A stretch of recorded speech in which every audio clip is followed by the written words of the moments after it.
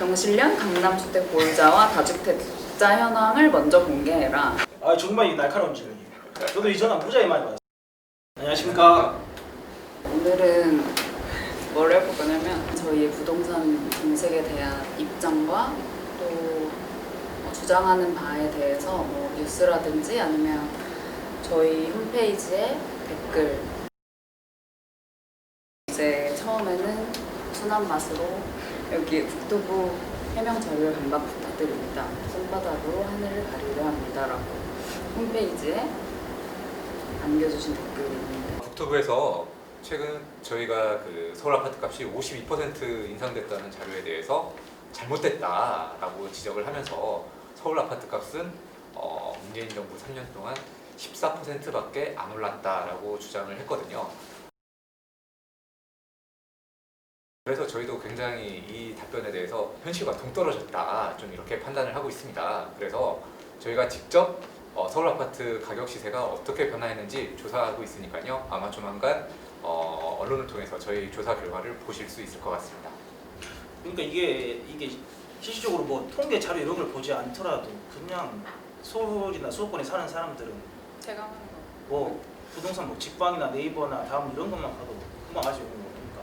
저희 아파트가 제가 살고 있는 전셋집 살고 있는데 서울 중랑구에 살고 있었단 말이에요. 거의 서울 끝한마리에. 제가 2018년 10월에 매매 계약서를 보니까 2억 9천이더라. 근데 지금 실거래가가 거의 1년 6개월 만에 뭐 1억이 뛰었어. 그리고 3억 뭐 9천, 8천. 서울에 이런 꼬투리 동네까지 이렇게 오르는 거 보면 뭐 다른 지역은 뭐 오죽하겠습니까. 근데 뭐 국토부가 14% 이런 얘기하는 겁니다 지금. 저희 홈페이지에 땡땡님께서 또 임대사업자 혜택 폐지는 꼭 필요한 일입니다 하고 남겨주셨고, 임대사업자 등록 제도가 이게 문재인 정부에서 맨 처음에 시작한 건 아니고 박근혜 정부 말기에 이게 맨 처음에 이제 법률로서 집어넣었거든요. 근데 이제 문재인 정부 들어와가지고 임대사업자 등록도 활성화시켜가지고 이제 전세나 월세에 들어가서 사시는 분들의 좀 주거 안정을 위해서 이게 좀 확대를 한 거예요. 근데 이게 문제가 뭐냐면 이게 각종 세제 혜택을 준다는 거예요. 그래가지고 2주택을 가지고 계신 분보다 뭐 양도세를 훨씬 적게 내거나 아니면 보유세를 훨씬 적게 내거나 뭐 이렇게 돼버리니까 임대사업자 등록해놓고 막 10채, 20채, 80채 사버리면 세금도 거의 안 내니까 양도세도 세고 나중에 팔 때도 거의 안 내고 이러니까 이게 투기꾼들이 집중적으로 들어가가지고 서울에 매물을 다 가져가고 있는 상황. 빨리 정부가 근데 이것부터 조금 해결을 해야 될 텐데 이게 문재인 정부 특히 국토교통부에서 아까 말씀드렸지만 임대시장 안정화를 위해 가지고 뭐 야심차게 추진한 거여가지고 자기들도 자존심이 있기 때문에 쉽게 건드리지 못하고 있는 것 같은데 빨리 좀 이것부터 정상화해야 되지 않겠냐 저희는 좀 그렇게 생각하고 있습니다. 그러면 저희 쪽에서도 이거를 폐지하는 게 낫다고. 이게 굳이 임대 이런 식으로 해가지고 임대 사업이 뭐 임대 시장이 안정화될 것이 그런 것도 아니거든요. 이게 뭐 20년, 30년간 임대 사업자가 갖고 있는 아파트에 서민들이 20년, 30년 살 수 있는 것도 아니고 한 5년 정도밖에 못 살거든요. 이거는 지금 주택 임대 시장에서도 충분히 할 수 있기 때문에 이것이 득보다 실이 훨씬 큰 제도다. 저희 좀 그렇게 보고 있습니다. 임대사업자 관련해서 댓글을 남겨주신 분이 또 많으신 것 같네요. 확실히 그냥 보통 시민분들의 입장에서도 말도 안 되는 제도다라고 그렇죠. 많이들 생각하시는 것 그렇죠. 같네요. 이제 좀 비판적인 질문을 하는 건데, 제가 이게 필요하다고 생각했던 게 이게 최근에 이제 부동산 이슈가 되면서 전화 너무 많이 옵니다. 주로 뭐 그래서 업무를 할 수 없을 정도로 많이 오는데 뭐 칭찬도 많이 해주시지만은 이렇게 조금 갑자기 왜 경실 너희가 나대냐, 너희가 뭔데 뭐 부동산 뭐 어쩌고저쩌고 하겠냐 이런 얘기가 너무 많거든요. 그래서 이렇게 좀 비판적인 질문을 저희가 들으면서 좀 저희 가능한 저희 한도에서 뭐 얘기해 주시면서 좀 동영상 얼마나 많이 보실지 모르겠지만 좀 얘기하는 게 필요할 것 같습니다. 그러니까 저희가 이런 식으로 또 소통을 하려고 하니까 이렇게 댓글로 해가지고 많이 남겨주시면 또 이런 자리는 항상 저희가 만들 수 있으니까요. 페이스북에 박주환님께서 경실련 아직도 존재? 그동안 뭐하고 있었어? 이렇게 남겨주셨네요. 이거는 좀 연차가 오래되신 정태수 팀장님 말씀해 주시면 그동안 경실련에서 부동산 문제에 대해서만큼은 꾸준히 오랫동안 문제 제기를 해왔던 게 사실입니다. 저희야말로 약간 좀 의아스러운 부분이 최근 들어서 왜 이렇게 이슈화가 되는 걸까라는 부분인데요. 분명 집값이 많이 오르고 내가 내 집을 마련하는 일은 점점 더 어려워지는 것 같은데 누군가 그거에 대해서 시원스럽게 말해주는 사람이 없었던 것 같아요. 그걸 마침 저희가 서울 아파트 값이 엄청나게 오르고 있다라는 거를 지적을 했고 그 부분에 있어서 많은 사람들께서 공감을 해주셨던 게 아닌가 싶습니다. 특히 국토부가 14%밖에 서울값이 안 올랐다라고 그런 얼토당토않는 해명을 하면서 그 분노가 더욱 커진 게 아닌가 그렇게 생각하고 있습니다. 문재인 정권 이전에 이제 박근혜 정부 시절이나 이명박 정부 시절에는 이제 이렇게 집값이 크게 안 올랐다고 하더라고요. 그래서 경실련이 어떻게 얘기를 할 수 있는 상황은 아니었다고 하더라고요. 저희 보도 자료에 나오지만은 뭐 이명박 정부 시절에는 오히려 뭐 집값이 마이너스 될 정도였고 박근혜 정부는 현 정부의 뭐 절반도 안 되는 상승률을 보였기 때문에 뭐 경실련이 뚜렷하게 뭐 집값 안정 대책에 대해서는 뭐 이명박 박근혜 시절에는 얘기할 거리가 없었다. 그래서 그 시절에는 뭐 임대차 계약이나 아니면 공시지가 인상 뭐 이런 문제를 주로 얘기했다고 하더라고요.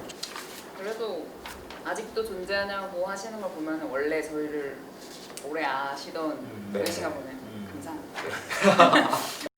민주당 의원 다주택자 네. 의원들한테 저희가 냈던 얘기에서 또 네이버 댓글로 YGB 영땡땡님이 경실련 강남주택 보유자와 다주택자 현황을 먼저 공개해라. 남을 비난할 수 있는 수준인지 보고 싶다 하셨습니다. 아 정말 이 날카로운 질문이에요.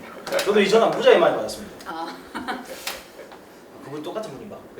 그럴 수 있죠. 그래서 제가 그분한테 뭐라 얘기를 했냐면 저도 개인적으로 궁금하다. 우리 위원도 네, 이런만 많이 갖고 있었죠. 궁금하지만 의원까지. 궁금하고 한번 기회가 되면 한번 공개했으면 좋겠다 이렇게 얘기를 했고 근데 상근자 중에서 제가 알기로는 주택 소유하신 분들 거의 없는 걸로 알고 있습니다. 주택 소유하는 뭐 위원분들은 뭐 있을 수 있겠죠. 당연히 뭐 나이가 연배가 되시고 이렇기 때문에. 근데 또 이게 저희가 이제 고위공직자의 재산 공개, 부동산 실거래 공개를 이렇게 주장하는 이유는 이제 그분들은 정책을 먼저 정보를 아시고 또 정책을 만드시는 분이니까 이게 뭐 국회의원들이나 고위공직자가 부동산 백지신탁 주식 백지신탁 하는 이유랑 똑같은 거예요. 이 양반들도 그래서 정보를 이용해가지고 사익 편취를 할 수 있는 거고 이해 충돌 가능성이 충분히 있기 때문에 그런 분들이 정책을 좌지우지하는 분들의 이제 견제를 위해서 이게 공개를 하는 거지 뭐 누구 뭐 망신주기 위해서 하는 건 아니기 때문에 그렇죠. 네. 저 그렇게 말씀드렸습니다. 그리고 무엇보다 공직자분들은 우리의 세금을 월급으로 받는 사람들이거든요. 그렇죠. 예, 그런 분들의 그런 재산이 투명하게 공개되지 않는다면 우리의 세금이 어떻게 쓰이는지 제대로 그것이 드러나지 않는 것과 다름이 없는 거거든요. 네, 그렇기 때문에 국민의 알 권리를 충족하는 차원에서도 반드시 좀 필요한 부분이라고 생각합니다. 또 드리고 싶은 말씀 저희는 시민단체고 뭐 정부에서 돈 일체 한 푼 받지 않고 저희는 뭐 이거는- 공공기관 아니니까 뭐 저희를 뭐 공공기관이라 생각하시는 분이 계시니 전혀 그런 게 아니기 때문에 성기석 선생님께서 21대 국회의원 부동산 신고재산 분석 결과 발표했던 내용에 대해서 정치인이 돈 많고 부동산 많은 것은 문제되지 않는다고 생각합니다. 단 그 재물이 정직한 것이라면 하면서 투기, 불법 등으로 획득했다면 정치인 자격이 없다고 봅니다. 그래서 이제 이 성기석 선생님께서는 다주택을 소유한 것만으로 비판을 받아서는 안 된다라는 말씀이신 거예요. 뭐 저희 내부에서도 생각이 뭐 여러 가지지만 저도 개인적으로 그렇게 생각합니다. 뭐 정치인이 돈 많고 뭐 부동산 많은 건 문제가 되지 않는다. 다만 그러면 그 재산 형성이 어떻게 됐는지 재산 공개의 취지가 그렇기 때문에 재산 형성 과정이 어떻게 됐는지 뭐 자기의 정보를 이용해서 뭐 취득한 건 아닌지 그런 걸 소명하기 위해서 뭐 상세하게 공개하고 고위공직자윤리위원회는 이걸 검증하라. 그게 저희 주장이고 또 한 가지는 뭐 지금 저희 보도 자료에서 나왔지만은 21대 국회의원 중에서 상당수가 다주택자인데 그 상당수 중에 많은 사람들이 이 이해관계가 정확히 충돌되는 뭐 국토고점위원회나 기획재정위원회에 소속이 돼 있단 말입니다. 그렇게 되면 그 사람들이 과연 뭐 집값 안정화 시킬 수 있는 뭐 법안을 만들 것이냐 자기들이 이미 다주택자고 종부세를 내야 되는 사람들인데 뭐 상식적인 수준에서 당연히 뭐 의심 있는 처리를 가질 수밖에 없지 않겠습니까? 그렇기 때문에 뭐 이게 이 자본주의 국가에서 뭐 누가 돈이 많다 이런 게 문제가 아니라 어떻게 재산 형성이 돼 있고 이게 정당한 건지 또 관련 상임위에서 배제하라 뭐 관련 부처에서는 배제해야 되는 거 아니냐 그런 상식적인 수준에서 주장하고 있습니다. 그런 국민을 위한 정책을 하기에는 이미 너무 자기가 갖고 있는 거랑 그렇죠. 그게 부적절하다. 그렇죠. 뭐 실제로도 그런 이해충돌 사례가 많이 있습니다. 지난 20대 국회의원들 중에서도 역 근처에 자기 주택이 있는데 마침 그 역사를 둘러싸고 개발 사업이 벌어지자 자기 집 근처로 최대한 그걸 땡기기 위한 그런 정책 활동을 한다든지 그런 사례들이 있었거든요. 그런 사례에 비춰보더라도 가급적이면은 그런 이해관계에 얽히지 않는 분들이 공직에 들어가시는 게 맞는 것 같습니다. 또 비슷한 시기에 또 페이스북에 이거 첫 번째 줄 읽어도 되죠? 욕설이 들어갔네. 상당히 화가 많이 나셨네. 읽어도 되나? 알아서 삐처리해주세요. 청와대 비서실하고 민주당에 우리가 동기 정확히 1주택 외 주택 매각 권고 이행해라. 그리고 그 실태를 공개해라. 거기에 이제 7년 1세 미통당에는 왜 요구를 안 하세요? 미통당이랑 짠냐? 공작을 해도 이렇게 티나게 안쓰럽다. 우리 미통당에는 요구할 계획이 당연히 있죠. 이제 저도 오늘 이거 세 통을 전화 세통 받았잖아요. 제가 얘기할까요? 저희 이미 미통당 관련해서도 다 발표를 했습니다. 특히 이번 어제 있었던 기자회견에서 저희가 민주당을 좀 집중 공격한 거에 대해서 좀 이렇게 화가 나신 분들이 많은 것 같은데요. 지금 좀 주의 깊게 보셔야 될 부분이 있는 것 같습니다. 지금 대통령이 소속되어 있는 집권 여당만 해도 큰 권력을 가지고 있는 거나 다름이 없거든요. 그런데 지금 지방자치정부와 국회까지도 모두 민주당이 사실상 장악하고 있는 중입니다. 이렇게 모든 권력이 민주당에게 집중되어 있는 상황에서 당연히 민주당에게 큰 책임을 물을 수밖에 없는 게 지금의 현실인 것 같습니다. 물론 민주당 지지하시는 분들 입장에서는 많이 속상하실 수도 있겠지만 민주당이 좀 거듭나야지 우리나라가 더 잘 될 수 있는 부분이 있을 거라고 저는 생각을 합니다. 그리고 좀 제가 저희가 한 민주당을 이번에 타겟을 해서 어제 발표를 한 이유가 민주당이 21대 총선 기간에 당시에도 부동산 문제로 약간 민심 이반 현상이 좀 생겼었어. 그래가지고 집권 여당인 민주당에서 다주택자는 공천하지 않겠다. 갖고 있으면 2년 내에 처분하겠다. 이렇게 공약을 하고 세안스까지 받았단 말이에요. 그래가지고 4월에 총선 끝나고 저희가 최근에 이제 민주당한테 그러면 서약 이행 현황이나 이런 걸 공개해라. 근데 그쪽에서는 아직 현황 파악을 못했다. 갖고 있지 않다. 답변을 안 하는 거예요. 당시에는 이제 총선 기간이니까 급해가지고 약간 그렇게 얘기를 했으면서 지금 와서는 또 이렇게 표리부동한 모습을 보이는 것에 대해서 저는 큰 문제의식을 느꼈고 비판 받을 것도 받아야죠. 있는 거죠. 사실 이 문제는 민주당을 지지하시는 분들이 이제 왜 민주당을 공격하세요라고 저희한테 많이 말씀하시지만 지지자분들도 이거는 그 당에 대해서 이렇게 선거에 이용하는 그렇죠. 느낌으로 했다는 거에는 좀 그거는 문제를 거기도 삼으셔야 되는 게 누가 봐도 이제 선거 기간에 저렇게 좀 민심 위반을 막기 위해서 약간 표리부동한 모습을 보이는데 저희는 좀 비판받아 마땅하다 생각하고 있습니다. 그래서 그런 이유로 저희가 민주당에 먼저 그런 발표를 한 것뿐이지 우리가 민주당을 그렇죠. 사실 타겟을 잡아서 공격하려고 한 게 아니라는 거를 말씀을 드리고 미통당이랑 짜지 않았습니다. 전혀 관계도 없습니다. 저희 미통당도 전혀 아는 분이 곧 없어요. 발표를 할 겁니다. 네. 미통당도 조만간 공격 들어갑니다. 네. 페이스북에 허의도 선생님께서 이거는 저희 그냥 의견을 주신 것 같아요. 댓글을 오직 공급 정책뿐임 다시 확인. 특히 싱가포르 HDB 아파트를 외면하고는 답이 안 나옵니다.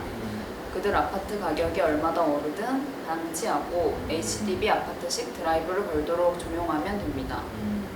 라고 하셨네요. 주택 공급 정책에 대해서. 이건 집값 안정화 정책에 대해서 여쭤보시는 것 같은데 솔직히 말씀드리면 제가 싱가포르 HDB 아파트는 뭔지 잘 모르겠어요. 공급 정책에 대해서 얘기 좀 드리면 이제 얼마 전에 문재인 대통령도 김현미 장관을 급히 불러가지고 보유세 강화하고 주택 공급을 확대하라 이렇게 얘기했는데 저희는 보유세 강화까지 동의하는데 공급 확대책은 저희 약간 동의를 하지 않는 게 여러 가지 이유가 있는데 지금 일각에서는 그린벨트 풀어가지고 공급부터 거기서 서울에 그린벨트 풀어가지고 아파트 더 지어라 재건축, 재개발 용적률을 상향시켜줘가지고 공급 물량을 늘려 이렇게 얘기하는데 저희는 이 경험상 봤을 때도 뭐 상계 신도시도 얘기하고 공급책이 일하는 얘기하고 있지만 이게 공급을 아무리 늘려도 결국 다 다주택자들이 갖고 간다. 저희는 그걸 통계상으로도 보고 뭐 계속 이 경험상으로도 느끼고 있거든요. 뭐 이기 신도시 같은 경우 이기 신도시라도 뭐 분당, 일산, 뭐 미래 이런 데다가 입지 좋은 데다가 아파트를 늘려가지고 강남 집값을 잡겠다고 시작을 했는데 지금 보세요. 뭐 분양 때보다 뭐 3배, 4배 더 뛰어가지고 10억, 뭐 15억 이런 상태이기 때문에 저런 이기 신도시나 상기 신도시는 이제 공급 대책 그런 거는 좀 가당치 않은 것 같고 재건축, 재개발 용적률을 향상시켜라. 이거 재건축, 재개발 용적률 향상시키면 거기서 뭐 일반 분양은 뭐 30채도 안 돼요, 뭐 20채도 안 되고 대부분 이게 용적률이 늘려가지고 조합원들이 수익을 가져가는 거기 때문에 아무 공급책에 도움이 안 되는 거를 일단 뭐 주택 안정 대책이라고 이제 보수 진영에서 떠드는 건데 저희는 좀 상당히 동의할 수 없습니다. 그래서 공급은 뭐 새로운 아파트를 지어서 공급하는 것만 공급이 아니다. 지금 다주택자들이 갖고 있는 수십만 채의 아파트를 시장에 내놓게 해서 그게 일반 서민들 시장에 나와가지고 일반 서민들이 좀 시장에서 구매할 수 있게끔 하는 게 저희는 뭐 제대로 된 공급 정책이 아닌가 저는 그렇게 보고 있습니다. 또 마지막이 될 것 같은데 이제 네이버 마지막 댓글인데요. 언제 남겨주신지는 잘 모르겠지만 CYON 님께서 과격한 말씀을 하셨네요. 필터를 같은 자전끼리 왜 이래? 어이 경실련. 지금까지 좌파 정부라고 눈 맞고 귀 맞고 정부 보조금 꼬박꼬박 받아 처먹어놓고 왜 이러는 거야? 경실련이 실성했나봐. 계속 좌정 정부 찬양해라. 이건 아까도 말씀드렸지만 일체 저희가 정부 보조금을 받고 있지 않고 그건 아까도 말씀을 드렸고 좌정 정부를 찬양해라. 뭐 어떻게 대답할 드리기가 팀장님께서도 네, 저희가 좀 지향하는 바를 좀 자세하게 설명을 드리는 게 좋을 것 같아요. 저희는 뭐 어떤 특정 정당이나 뭐 진보든 보수든 특정 정파를 위해서 활동을 하지 않고 있습니다. 네, 항상 좀 시민의 편에 서려고 노력을 하고 있고요. 그러다 보니까 뭐 민주당이든 미래통합당이든 뭐 가리지 않고 자유롭게 비판을 하고 있습니다. 뭐 시민들께서 좀 힘이 되는 방향으로 정책이 흘러가도록 뭐 그렇게 노력을 하고 있으니까요. 뭐 저희가 뭐 좌좀이다 뭐 이런 표현은 좀 오해해서 하시는 말씀인 것 같고요. 네, 뭐 시민 여러분들께서 잘 되는 방향으로 항상 정책이 흘러갈 수 있도록 비판 진영을 가리지 않고 열심히 하도록 하겠습니다. 파이팅! 네, 화이팅! 그러면 많은 더 댓글이 있지만 저희가 오늘 할 수 있는 선에서 이 정도로 마치도록 하고요. 뭐 마지막 어떻게 끝낼까요? 구독! 좋아요! 경실련 화이팅! 공격 들어갑니다. 좀 심했나?